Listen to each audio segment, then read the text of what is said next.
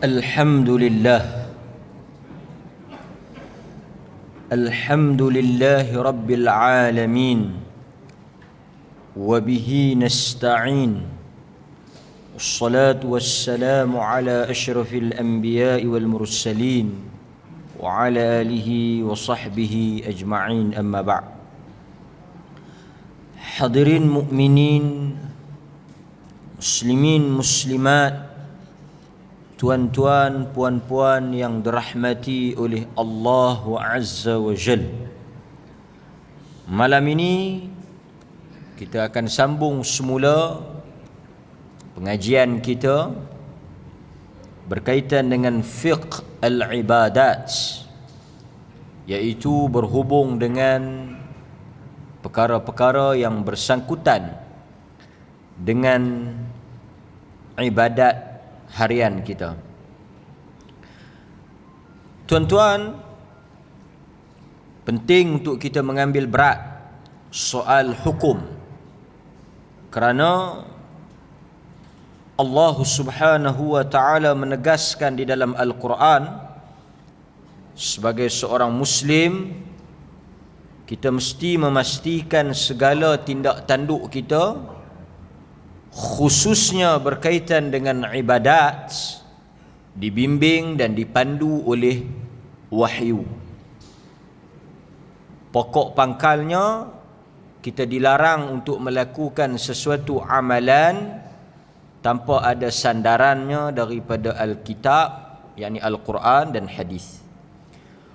Wala taqfu ma laysa laka bihi ilm. Janganlah kamu ikut dan janganlah kamu buat sesuatu yang kamu tidak mempunyai ilmu.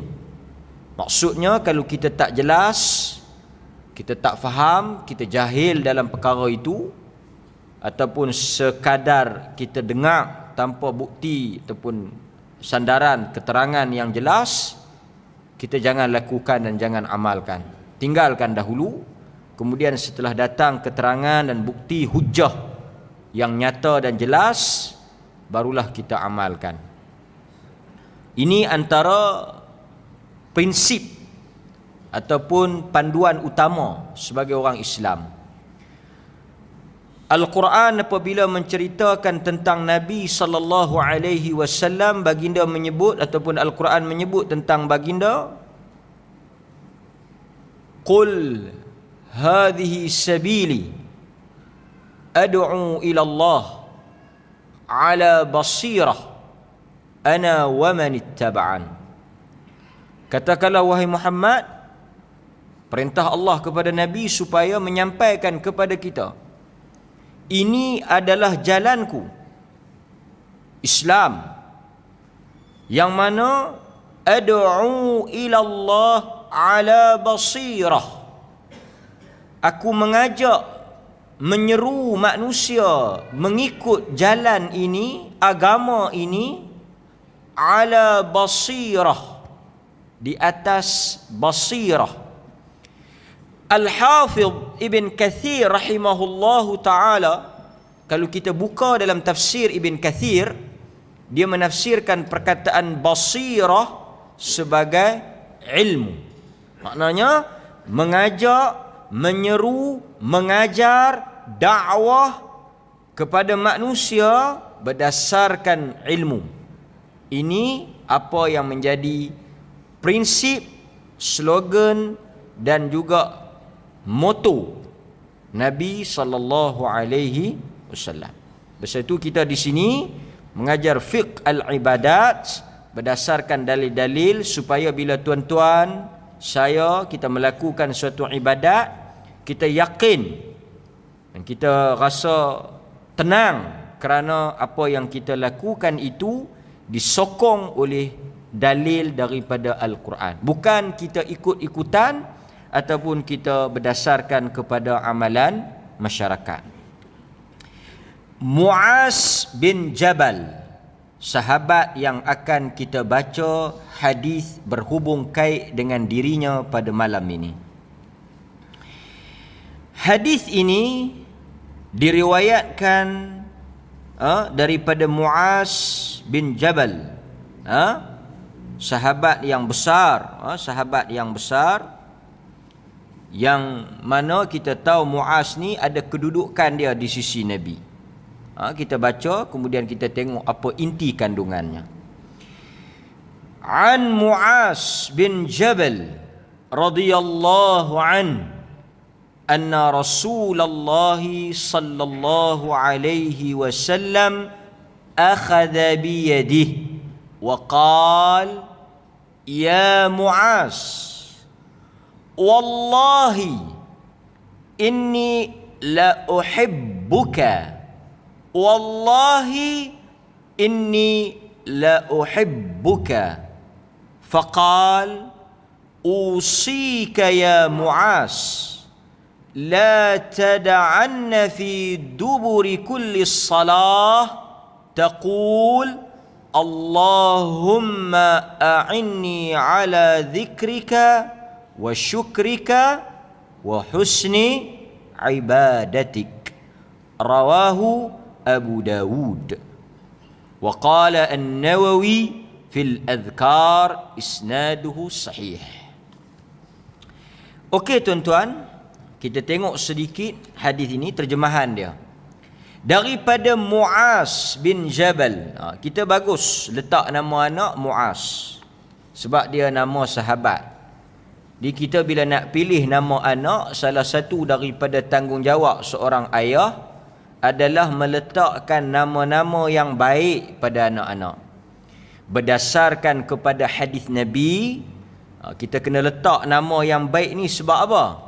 Kerana nama kita akan dipanggil dan diseru bukan setakat di dunia tetapi di akhirat. Sampai ke akhirat, nama yang kita letak tu Tuhan akan panggil. Di padang mahsyar nanti pun dia akan panggil. Dia akan panggil guna nama kita. Fulan bin Fulan. Nabi sebut. Kalau tuan-tuan nama Muhammad, di akhirat esok pun bila dia seru, sampai giliran tuan-tuan, dia panggil Muhammad bin Pak, tuan-tuan lah, bin Fulan. Bukan bin Mak. Bin Mak tu riwayat Melayu. Riwayat Melayu. Riwayat hadis dia panggil bin Pak, dia tak tukar lah. Dia kata talqin sebut bin Mak, talqin pun tak ada lah hadis. Talqin pun tak ada lah hadis. Yang dia bodoh kata Muhammad bin Fatimah, janganlah engkau takut. Yang tu tak ada dalam hadis. Tak ada dalam hadis. Kita akan dipanggil dengan nama bapa kita. Bahkan dalam hadis Nabi tukar. Ada orang yang nama hazan, sedih, duka cita. Nabi tanya nama apa hang? Hazan, sedih. Jangan huzni, hazni, kan? Huznun, hazan, itu semua sedih, duka cita. Kita duk panggil nanti dia jadi sedih sungguh. Kesian kat dia. Nabi tukar nama dia Sahlun. Yang mudah. Dia kata lepas daripada Nabi tukar nama aku tu tak sedih dah. Kan? Nama ni penting. Tapi kita jangan duk penin sangatlah. Sampai berbulan-bulan duk fikir nama, kan? Teruk fikir nama sampai masuk wad, tak tahu nak buh nama apa. Tak gaduhlah teruk-teruk, kan? Yang nak teruk ni nak fikir bagi jadi orang. Nama tu tengok nama sahabat Huzaifah ke, Talhah ke. Buh nama-nama sahabat, kan? Buh. Banyaklah nama sahabat, Umar, Abu Bakar, Ali. Kan? Ini kita boleh letak. Muaz, cantik-cantik nama ni, kan? Bin Jabal. Muaz kalau kita tengok di antara sahabat yang dekat dengan Nabi. Sahabat yang alim. Buktinya Nabi menghantar Muaz ke Yaman. Muaz ni dia jadi wakil Nabi. Nabi lantik Muaz sebagai apa? Sebagai muallim, da'i, amir, mufti, segala-galanya lah. Dalam ramai-ramai sahabat nak jadi wakil Nabi sebagai apa? Utusan Nabi ke Yaman, Nabi memilih Muaz. Nabi pilih Muaz. Sebab itu masyhur hadis Nabi panggil Muaz. Nabi kata, ya Muaz, bima tahkum? Muaz, bila kau pergi Yaman, bagaimana engkau nak menghukum? Ataupun bagaimana kau nak buat keputusan? Dia kata dengan kitab Allah, yakni Al-Quran. Kalau tak ada, dengan As-Sunnah. Kalau tak ada dalam Al-Quran, tak ada dalam Sunnah, ajtahidu, aku akan berijtihad berdasarkan kitab dan Sunnah. Kan? Nabi panggil, dan Nabi bagi tahu dekat dia, ya Muaz, innaka ta'ti qauman ahlal kitab. Wahai Muaz, aku nak hantar engkau pergi Yaman ni. Engkau tahu tak Yaman tu siapa dia? Yaman itu ahli kitab, orang cerdik. Jadi bila kau nak masuk, approach dia, pendekatan dia dengan orang cerdik tak sama dengan orang biasa-biasa ni. Kau kena ada strategi. Tapi orang yang Nabi angkat, orang yang Nabi pilih, orang yang Nabi lantik, Muaz. Besarlah kedudukan dia. Sehingga apa? Kata Umar Al-Khattab, dia kata, ya ayuhan nas, wahai manusia. Ini kata-kata Umar. Wahai manusia, man arada al-fiqh falyati Muaz. Sesiapa yang ingin mendapat al-fiqh, kefahaman tentang agama, tidak ada orang lain yang patut kamu datang kepadanya, yang patut kamu berjumpa dengannya, melainkan Muaz. Nampak? Umar kata, kalau kamu nak dapat kefahaman tentang agama, fiqh, ilmu tentang agama, maka tidak ada orang yang paling layak dan paling berhak ataupun orang yang paling sesuai melainkan Muaz. Itu satu tazkiyah, recommendation daripada Umar kepada Muaz. Maknanya Muaz ni memang dari sudut ilmunya sangat hebatlah, sangat dalam, sehingga Nabi memilihnya sebagai wakil ke Yaman. Hadis ini berkait dengan diri dia, berkait dengan diri dia. Okey, dia kata satu hari Nabi sallallahu alaihi wasallam akhadha biyadihi, memegang tangan dia, biyadihi, memegang tangan dia. Nabi pegang tangan Muaz. Ini salah satu bentuk, dia panggil kelembutan Nabi, salah satu bentuk muamalah Nabi. Nabi ni dia suka cium budak-budak, dia suka sayang budak-budak, dia suka peluk sahabat, dia suka sentuhan. Ini salah satu daripada bentuk kelembutan Nabi.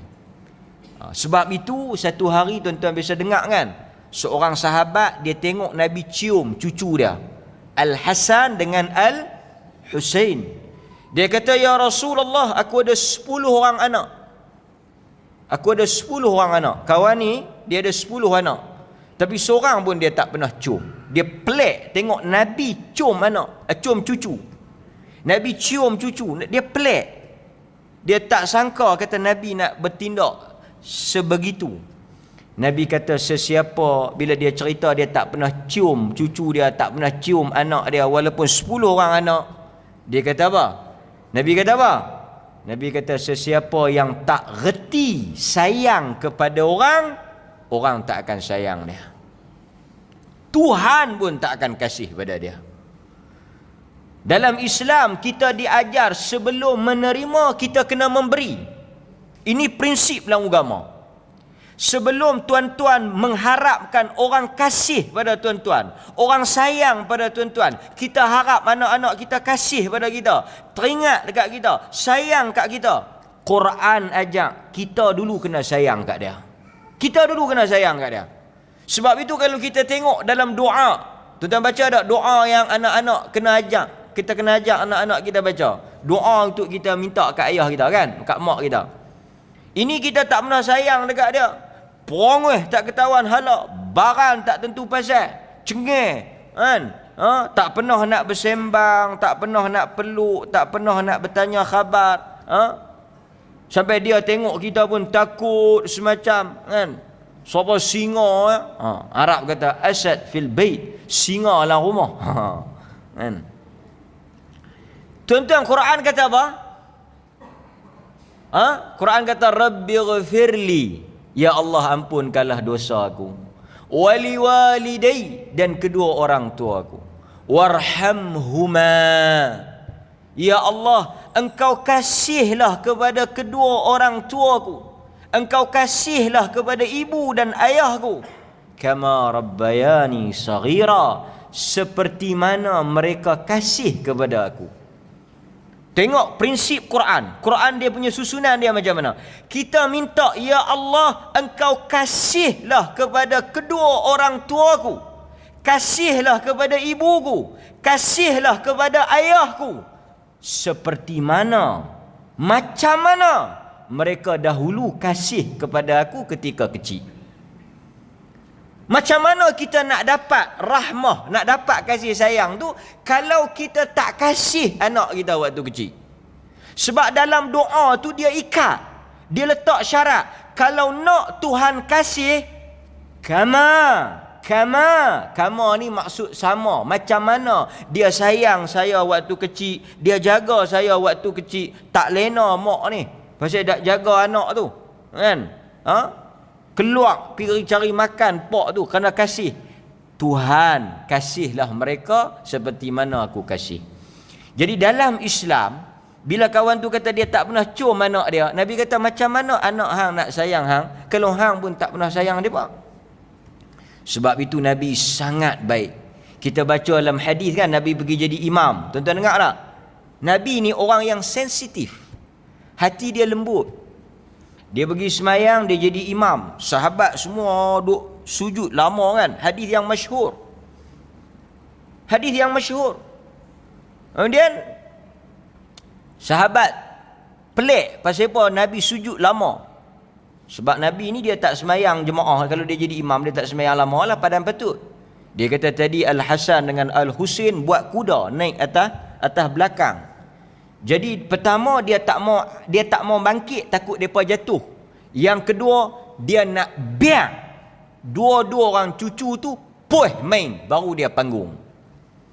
Demikian seorang rasul, begitu beradab, begitu lembut dengan cucu dia. Dia kata bagi depa main puih dulu, depa turun. Macam mana nak puih tu? Depa turun, depa puih Depa turun, aku pun bangkit. Ada sahabat yang panggung tengok pasal buat lama kan. Demikian juga Nabi pernah dukung apa? Umamah binti Abil As, cucu dia. Dalam hadis Bukhari, Nabi dukung. Mungkin tak ada orang jagalah kan. Mungkin Nabi mengasuh masa tu. Nabi mengasuh kan. Dukung Umamah. Cucu dia dukung. Kita bila mari ke masjid, pergi belakang. Apa ni cekah budak tu terkencing. Selok main nak tengok. Selok. Kak tak kak ni. Tak ada wajah Nabi. Tak ada wajah Nabi. Tak ada langsung kelembutan yang kita dengar naik atas belakang, yang kita dengar dukung. Tak ada roh, tak ada rahmah tu dalam rumah tangga kita. Tak ada rahmah tu dalam masjid kita. Jauh kita dengan Nabi SAW. Budak-budak naik takut, naik groan, kan? Demikianlah kita dengan Nabi SAW. Kemudian kita tengok juga, pasal tu Anas bin Malik, dia cerita lagi seronok. Dia masa tu dia duduk dengan Nabi, dia kata mak dia hantar mari duduk dengan Nabi kecil lah. Dia duduk dengan Nabi lebih kurang khadamtu 10 sinin, lebih kurang 10 tahun.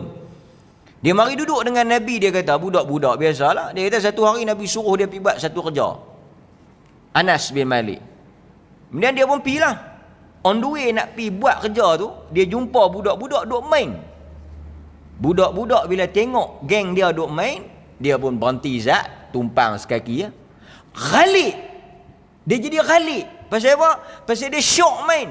Terlupa dia kata Nabi suruh. Hak yang Nabi suruh tu dia terlupa. Tuan-tuan bayangkan kalau kita, budak ni patah riuk. Nabi pun lama tak balik-balik Anas ni. Pergi cari. Anas kata, Anas cari tak? Pergi cari. Tengok-tengok duk main. Nabi tanya ni buat tak lagi apa yang dia suruh? Dia kata tak buat, terlupa duk main. Dia tapi buat lah. Sepatah dia tak marah.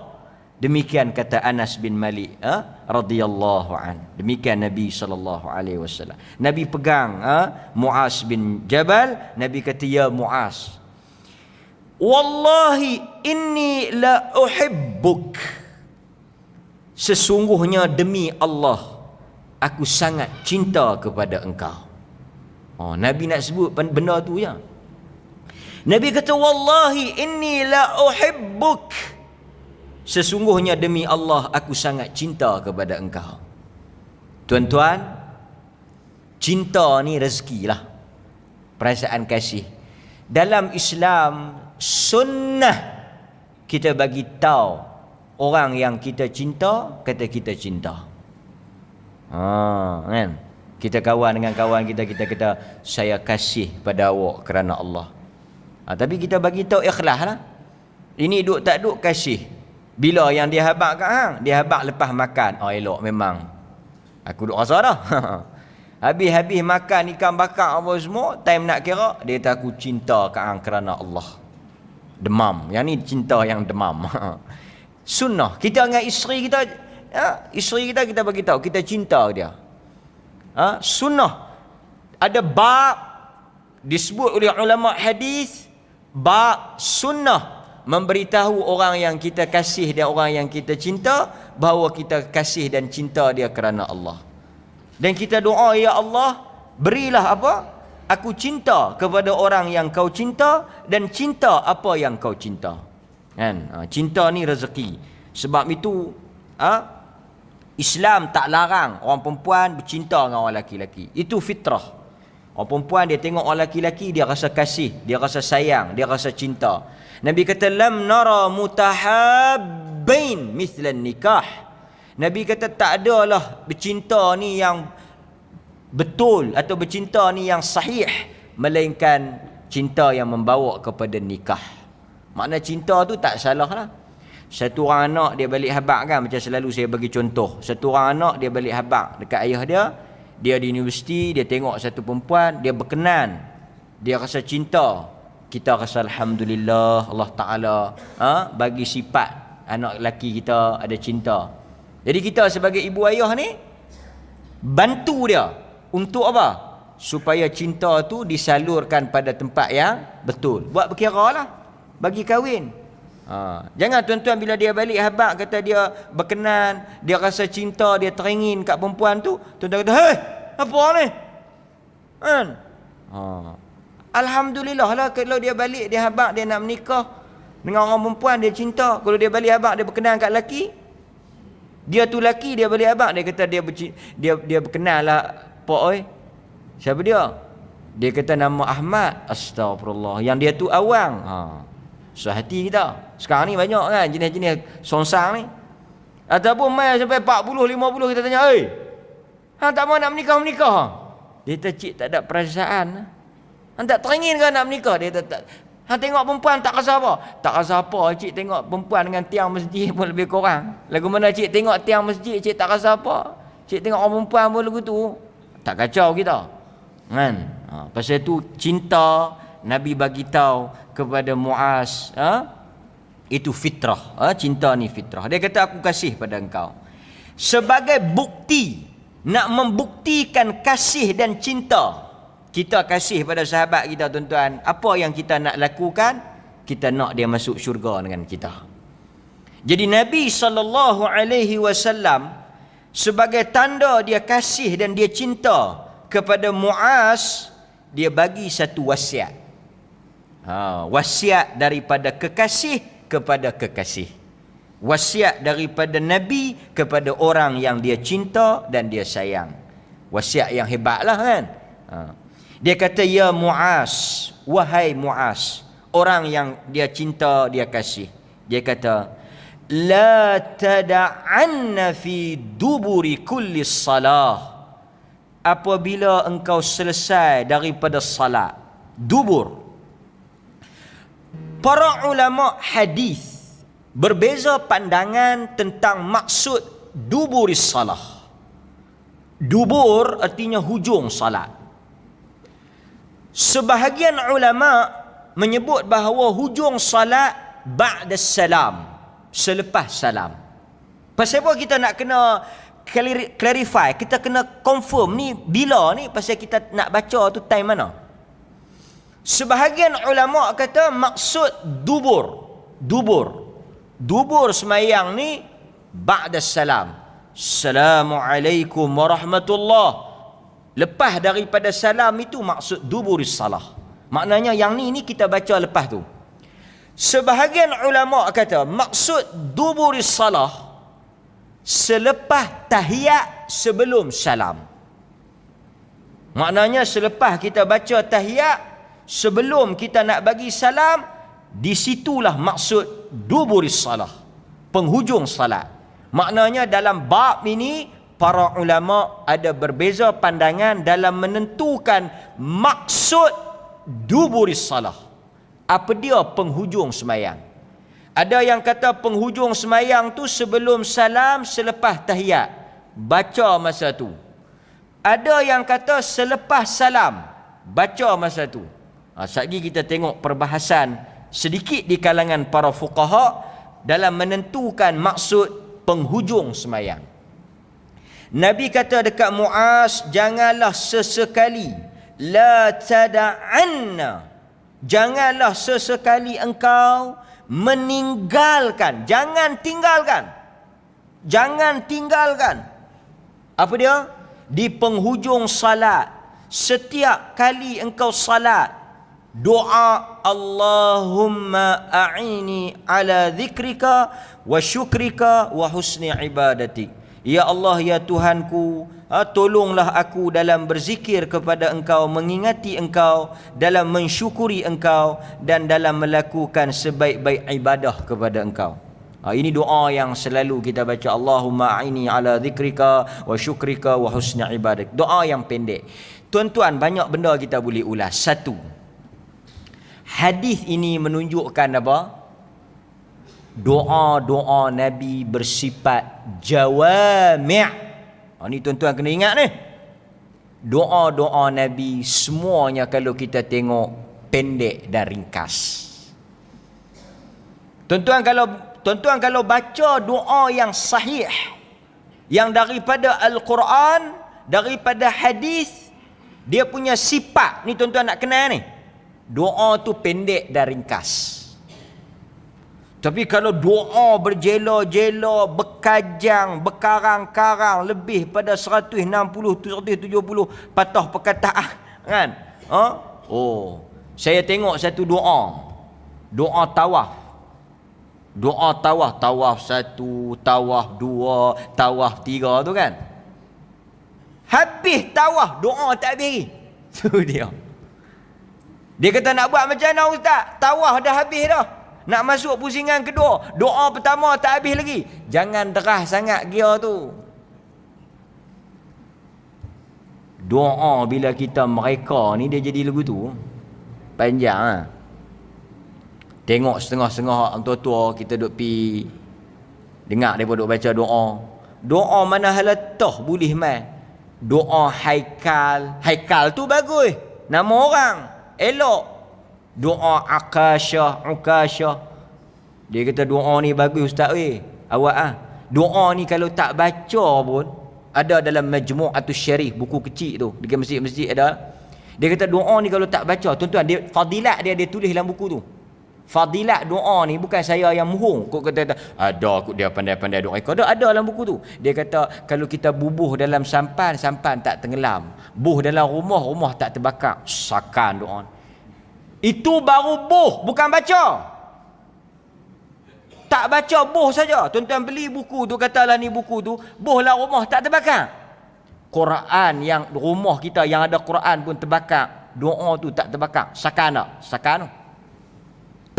Kita pipi padam-padam, kita tanya, lah rumah ni ada Quran tak? Ada. Terbakar juga. Rumah yang tak terbakar ni, ada doa Haikal tu.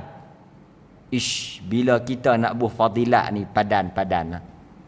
Masa itu bila ada orang mengajak, dia kata kalau kita bubuh Sahih Bukhari, pencuri tak masuk. Tapi bila kita buh Quran, pencuri masuk. Ini pun satu kan. Doa ni kalau tak baca, takat Quran pun kalau kita tak baca, kita bubuh saja, dia tak jadi apa. Tuan-tuan tengok kan sehari dua ni kalut hinggap. Isu apa?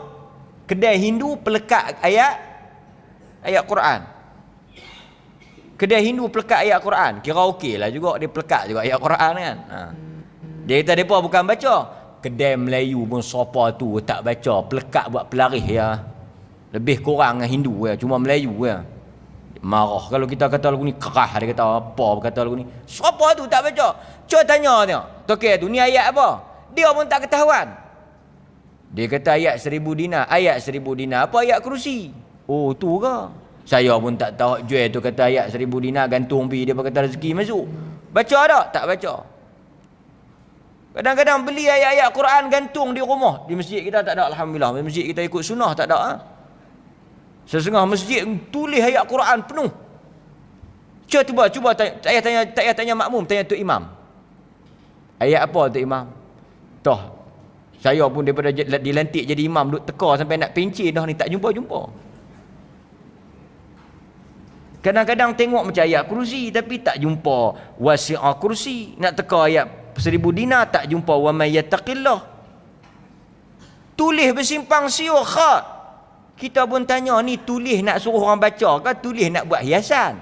Dia kata nak suruh orang baca. Kalau nak suruh orang baca, tulis bagi mudah orang nak baca.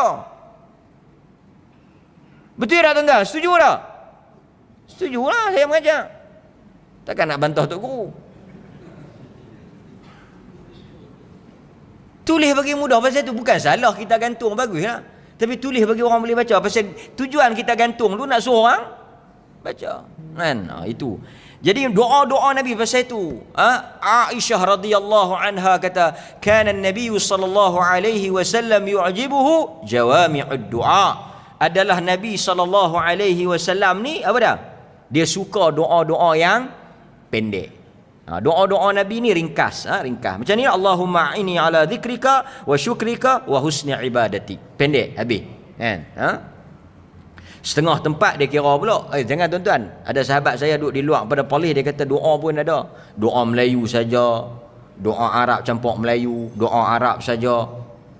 Doa pun dia ikut juga kan. Akhirnya doa dia tak jadi permintaan, dia jadi majlis doa kan. Jadi tuan-tuan, perkara yang kedua daripada hadis ni apa yang kita dapat?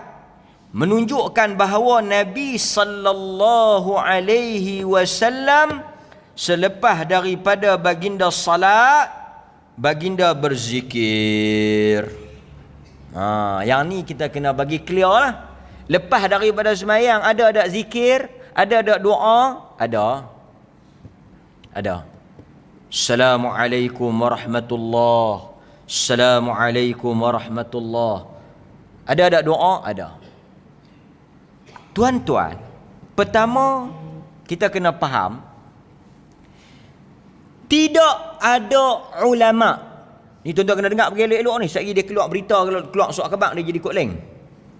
Tidak ada ulama. Kan? Lah sekarang ni bukan tak tahu. Kawan nu kata lagu ni, kawan ni kata lagu ni, kawan nu kata bomo siam, kata kawan ni kata siam yang nak buat bomo, macam-macam. Dia kata bukan bomo tu siam, tapi siam nak jadi bomo. Macam mana kan? Tak apa. Okey? Jangan takut. Saya nak habaq bagi. Tak ada ulama yang kata zikir lepas sembahyang ni tak ada. Tak ada ulama. Ijma' sepakat kesemua ulama menyebut bahawa lepas daripada sembahyang ada zikir, ada doa. Dalam hadis Tirmizi, orang tanya Nabi, doa yang paling mustajab tengah malam dengan lepas sembahyang. Riwayat Tirmizi. Tak ada siapa pergi duk kata lepas sembahyang tak ada zikir. Tak tahu, saya tak pernah dengar lagi lah. Cuma yang orang berbeza tu tang mana? Derah dengan pelan, ramai-ramai dengan seorang. Tang tu saja. Jadi kita kena beza. Soalan ni tuan-tuan, orang bila tanya kita kena jawab ikut soalan. Contoh kita pergi kedai makan, kita tanya dia, nasi goreng ada? Dia kata kita ada sediakan steamboat. Steamboat kita ada steamboat daging, steamboat ayam, sayur pun ada. Kita kata nasi goreng ada. Dia kata kita ada mi kuah, kuotie hailam, kuotie sup. Nasi goreng ada. Kita ada western, chicken chop, lamb chop. Yang ni orang panggil, saya tak mahu sebut lah. Saya tak mahu sebut. Orang tanya, berzikir mengikut sunnah ataupun garis panduan yang dibuat di Perlis, sebagai contoh, soalan contoh. Baca ramai-ramai ke, baca derah ke, baca sorang-sorang ke, lagu mana? Baca sorang-sorang secara perlahan. Okey. Isunya apa? Kaifiat bacaan, cara baca. Iaitu baca sorang-sorang dengan baca perlahan. Poinnya apa? Baca. Keluar muka depan, tak boleh baca. Tu dia. Lain tu. Saya bukan tajuk tu saja. Semua tajuk sama. Benda lain, keluar lain. Pelik. Dulu. Masa tuan-tuan tak kenal saya. Dulu. Orang kata lain. Kita kata zikir tu bukan ada dalam hadis. Dia hina Imam Syafi'i. Tu dia. Kok mana aku hina Imam Syafi'i? Kita kata zikir tu tak ada dalam hadis. Dia hina Imam Syafi'i. Pasal apa? Imam Syafi'i ke yang ajak zikir tu? Tak, bukan Imam Syafi'i yang ajak zikir tu. Abu Nawas. Abu Nawas mana? Ada lah Abu Nawas. Abu Nawas pun kita cek-cek, bukan Abu Nawas. Dia pun tak ajak. Sebab apa? Abu Nawas dia buat lawak, dia tak ajak zikir. Jadi tuan-tuan faham dah, orang kita ni kesimpulan dia tu, dia terjun yang mana dia suka. Orang tak kata, dia kata. Ini satu benda yang sangat bahaya. Sebab itu kalau kita tak mungkin kata tak ada zikir lepas sembahyang. Tak mungkin. Sebab apa? Hadis ni sendiri sebut tentang zikir lepas sembahyang.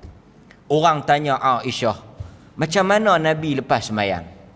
Dia kata Nabi lepas sembahyang, dia akan duduk menghadap kiblat. Assalamualaikum warahmatullahi. Assalamualaikum warahmatullahi. Dia duduk menghadap kiblat. Dia tu imam lah, dia duduk menghadap kiblat. Lama mana dia duduk menghadap kiblat? Lama mana tu imam duduk menghadap kiblat? Aisyah cerita. Lama mana? Astaghfirullah. Dia Assalamualaikum warahmatullahi. Assalamualaikum. Beralih terus. Tak juga. Sebelum dia beralih tu, dia ada timing dia. Sebab dulu kita kena faham lah, zaman Nabi orang perempuan tak ada tirai, mereka nak mangkit, Nabi nak suruh mereka balik, tak tengok dan sebagainya, banyak cerita lah. Tapi Aisyah kata, tu imam dia duduk menghadap kiblat.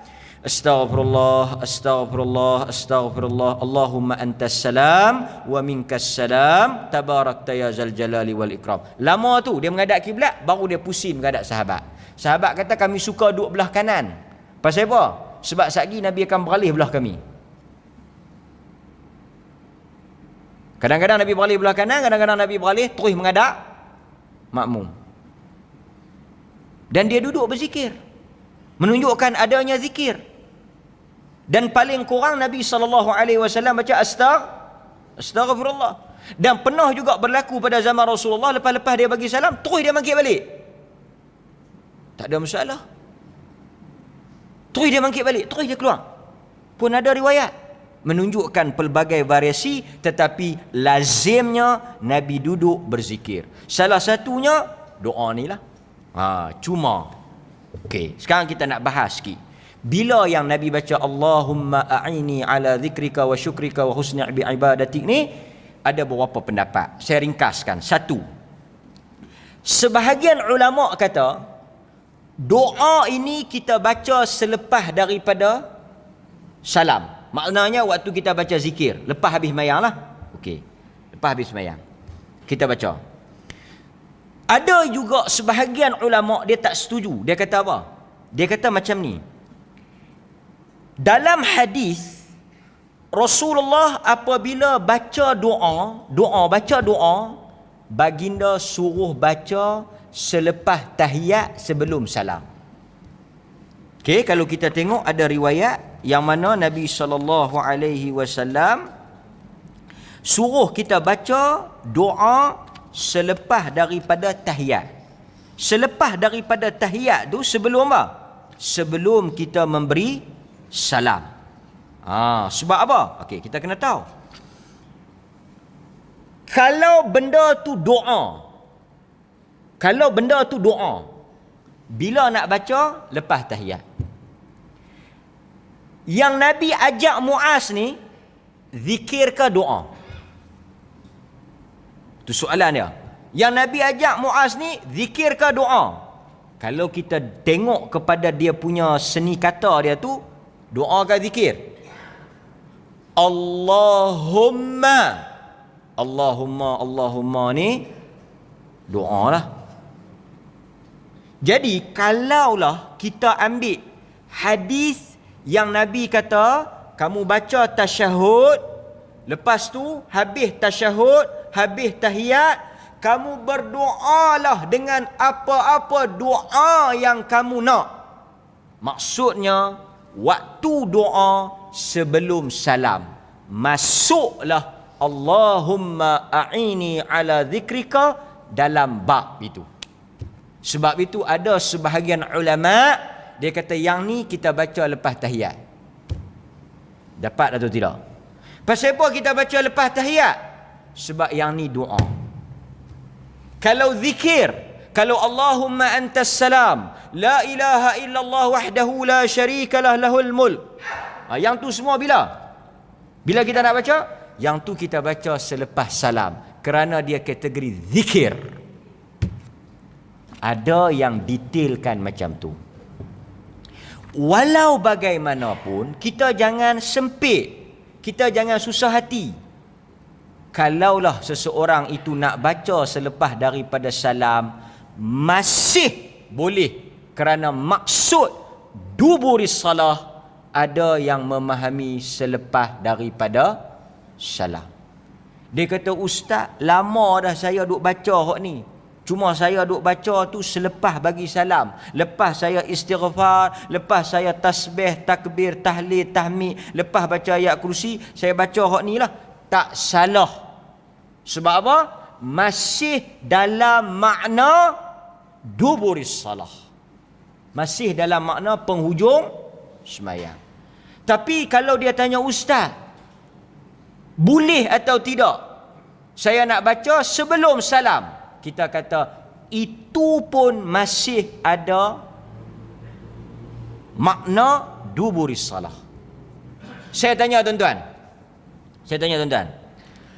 Allahumma inni a'udzubika min adzabil qabr, berlindung daripada azab kubur, wa min adzabi jahannam, wa min fitnatil mahya wa mamat. Tuan-tuan baca bila? Sebelum salam. Pasal apa tuan-tuan baca sebelum salam? Kerana hadis itu juga menggunakan dubur salat. Nampak? Maksudnya memang ada ruang selepas daripada tasyahud tu untuk baca doa. Dan tuan-tuan jangan lupa, itu antara waktu yang sangat mustajab. Dia ada dua kan? Satu waktu sujud, satu lagi sebelum salam. Jangan pelik, jangan perak, jangan kedah, jangan perlih. Kalau Assalamualaikum warahmatullahi, Assalamualaikum, orang kita ni dia perak tak apa lagi, jangan dia jadi buih-buihan. Assalamualaikum warahmatullahi, Assalamualaikum warahmatullahi. Kita pun tengok dia, parti dia. Nak tengok dia ni Wahabi ke, Ahmadi ke, apa ke. Kita pun tengok. Astagfirullah. Dia mangkit. Dia tak doa. Benda ni, tuan-tuan, kita tak boleh duk hukum tak tahu hala pasal apa. Manalah kita tahu dalam semayang tadi berkandak dia duk doa. Tahiyat panjang mana aja tahiyat. Tuan-tuan baca tahiyat lama mana? Sat dia. Pasal tu kadang-kadang bila tok imam jenis baca panjang sikit tahiyat, tuan-tuan baca habis awal, tu yang merewang kata tengok kaki orang, tengok cak kain pelekat orang, tengok kawan tu makan cengkam kaki pecah, dan tengok Dia kata tadi aku humayang kawan tu kaki pecah. Bini dia tanya, bila ya abang tengok? Tadi sebelum bagi salam tu imam baca tahiyat, aku tak tahu, aku tengok kaki dia bawah. Dan tengok. Tahiyat pendek. Lepas daripada tahiyat tuan-tuan buat apa? Apa tuan-tuan buat? Doa. Masa tu doa. Masa tu doa. Kerana itu tempat yang terbaik doa. Kita bagi laluan kepada azan. Sekejap lagi kita tambung sikit hadis ni. Wallahu ta'ala a'lam. Okey tuan-tuan, sikit lagi kita ambil sebagai penutup. Sebab itu saya ingat dalam hal-hal yang seperti ini kita jangan bagi ruang untuk syaitan masuk. Satu orang bebas untuk dia memilih waktu untuk dia berdoa. Jika satu orang dengan keyakinan dia nak berdoa sebelum daripada dia memberi salam, kerana Nabi kata summa liyatakhayyar minad du'a, dia pilihlah daripada apa-apa doa. Doalah tuan-tuan.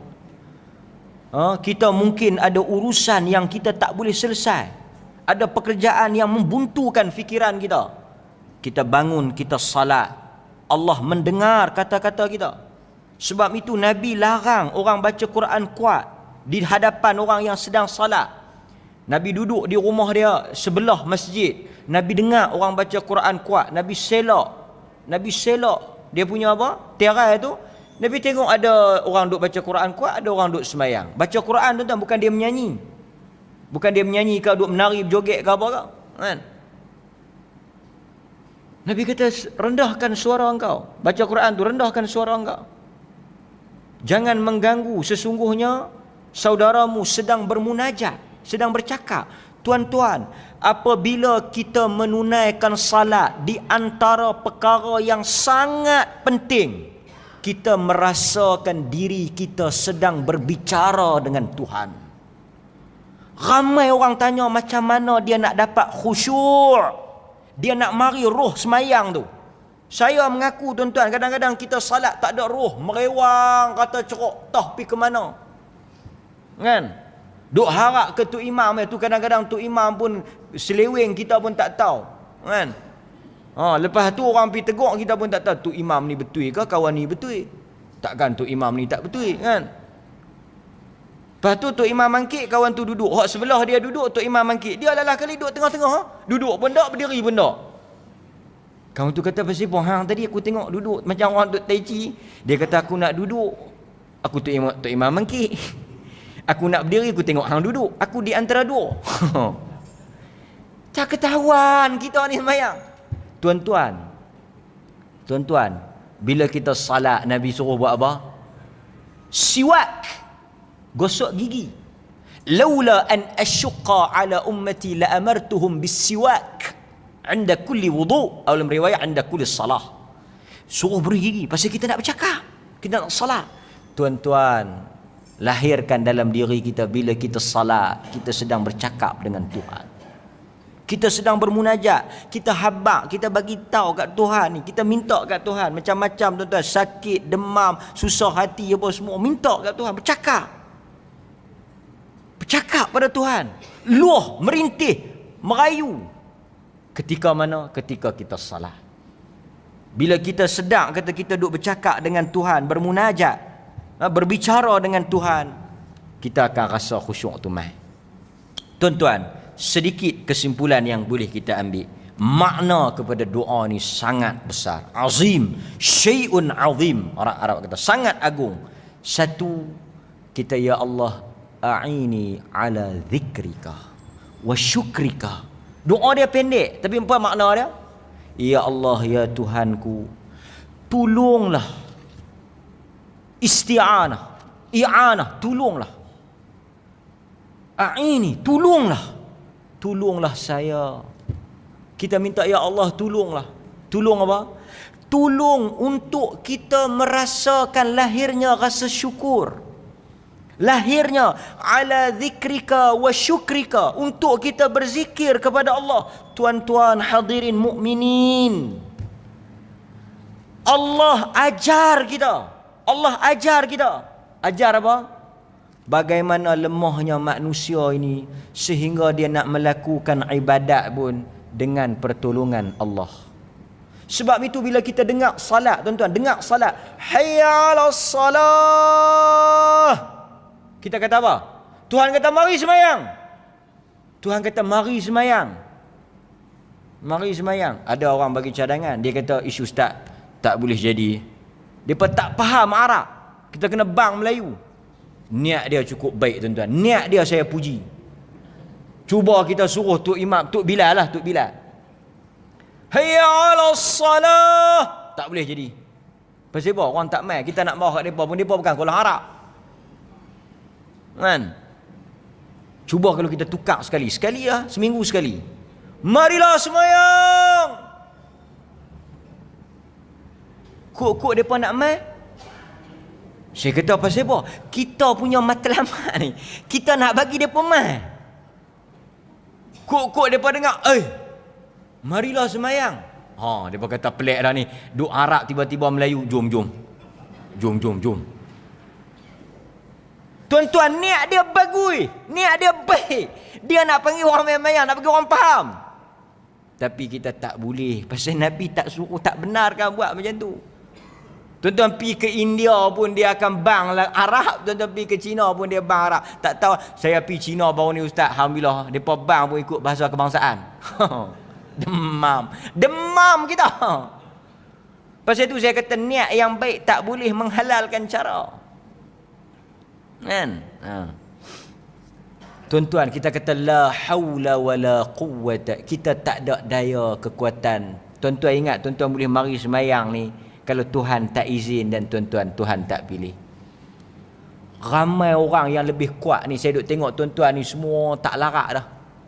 Semua nak kena ambil tanjuk ni. Ni kita ni duduk kat sejam ni, satgi nak mangkit tu tengok. Dia pusing kok nu. Dia pusing, dia macam kapal terbang juga, dia kena ambil landing. Nak betul, nak mangkit. Nak mangkit kadang-kadang kita faham. Tadi nak duduk pun pasal tu saya tak marah yang duk bersandar tu semua osteoporosis. Enlin tak minum daripada awal tu, yang bila ceramah kena bersandar, kita tak apa. Kan, bersandar ni pasal masalah tulang belakang semua. Dulu ambil ayat tulang belakang. Kan, tak apa. Tuan-tuan, ini satu kemuliaan yang Allah bagi. Dalam keadaan nak banding dari sudut kekuatan, kesihatan, tuan-tuan out. Uzur, tua, lutut, tulang belakang pun semua tak larat, sakit, semua dah. Kalau overhaul pun tak boleh buat apa dah. Angkat enjin seketui pun out sebih dah. Tapi kekuatan mari ke masjid 5 waktu on time, tak pernah miss. Itu satu kehebatan dengan izin Tuhan yang kuat, yang lebih hebat kesihatannya. Tapi apabila Allah tak tak tolong dia untuk dia mai, dia tak mai. Ini yang kita kata taufiq. Bukan sekadar Tuhan bagi kita tahu, tapi Tuhan angkat, Tuhan bagi kekuatan untuk kita mai. Bukan senang, tuan-tuan. Kita syukur, bila kita sujud kita syukur. Ramai orang lagi hebat, kuat, sehat, ada kemampuan, tapi tak pijak. Pasal apa? Pasal Tuhan tak tolong untuk dia mai. Kita mai ni bukan kita saja, Tuhan tolong, Tuhan pilih untuk kita mai. A'ini ala zikrika, tolonglah saya wahai Tuhan untuk saya sujud dan syukur. Dan akhir sekali kita kata wa husni ibadati, dan tolonglah saya untuk buat ibadat yang baik. Kata para ulama, kita tak minta dekat Tuhan, tolonglah saya untuk buat banyak amalan. Cantik, tengok doa ni. Doa ni kita minta apa? Wa husni. Husni ni maksud baik. Kita tak, ulama kata kita tak minta kasir, kita tak minta banyak. Kita kata ya Allah, tolonglah saya untuk berzikir kepadamu, bersyukur kepadamu dan melakukan sebaik-baik ibadat kepadamu. Kita kata sebaik-baik ibadat. Pasal itu tuan-tuan kena ingat, kita bukan nak pulun banyak, kita bukan nak buat banyak, kita nak buat yang baik. Pasal itu kita kata ke Allah, tolong saya, bukan tolong buat banyak, tolong buat yang baik. Pasal itu Allah kata allazi khalaqal mauta wal hayah liyabluwakum ayyukum ahsan. Dia tak kata akthar, dia kata ahsan. Kami menjadikan hidup dan mati untuk kami melihat siapakah yang paling baik, bukan yang paling banyak. Yang paling baik dia nak tengok. Sebab itu kita kata tuan-tuan, kita buat kata Nabi, ahabbul a'mal ila Allah Ta'ala adwamuha wa in qalla. Sebaik-baik amalan di sisi Tuhan, amalan yang sedikit tapi berterusan. Kita pun duk sebut lepas sembahyang wa husni. Tuan-tuan kena ingat lepas ni, lepas baca wa husni. Tuhan tak mau banyak, tapi Tuhan nak yang terbaik. Sembahyang sikit tapi kualiti tepat dengan sunnah, ikut Nabi, itu yang Tuhan nak. Wassallallahu ala nabiyyina Muhammad wa ala alihi wa sahbihi wasallam. Walhamdulillahi rabbil alamin. Wassalamu alaikum warahmatullahi wabarakatuh.